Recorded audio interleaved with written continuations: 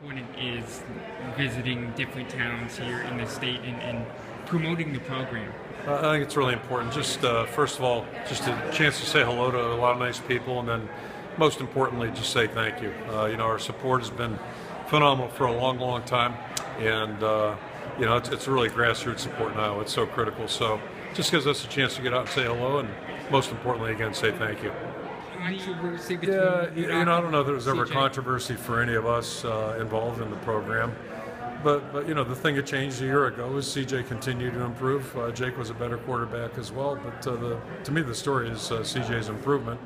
And after the bowl game, we just felt like it was important to state our plans moving forward, give everybody a chance to get where they wanted to get, and that's what's materialized. So we've cast our die with CJ. We're very excited about that. We're very enthused about him, and the key thing now is to move him forward, get him ready to compete in games, and then also get a backup ready. The points I try to make, it's a really fine line, and frustration, disappointment, whatever term you want to use, I can assure you the players and coaches feel it even more than the fans, but I do appreciate the fans feeling that, and that's because they're invested just like the players are.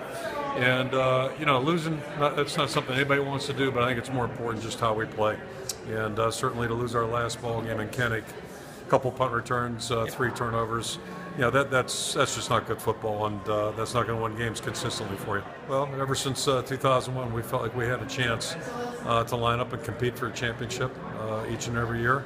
Some years it's more realistic than others, but that's a program goal like everybody in our conference, certainly, and that is our goal. The bottom line is one team's going to win it every year. We have 14 teams in our conference, but at the end of the day, it's all about playing our best football. That's what we're concerned about, and if we do that, you can live with the results. One thing you said in your January press conference that was very interesting is you think you can still coach the same way now as you did back in 1999. Can you elaborate on that a little bit more? Well, yeah, I don't think football's changed a heck of a lot, and I don't think any sports really have changed. It's about maximizing, what your potential is and what your talent is. And again, when you turn the ball over, when you give up punt returns, it's just not good football. Our fans knew that day. Anybody who was at the Nebraska game that was in the stadium or watching the game, they knew that. And those kinds of things are hard to live with. If you play your best the week before, we played a heck of a game against a very good Wisconsin team.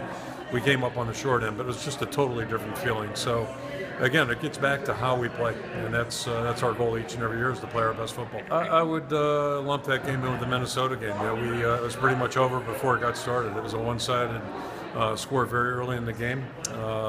Ambush is not a good word, but I've been in games like that. Those aren't fun, and we've had them both ways.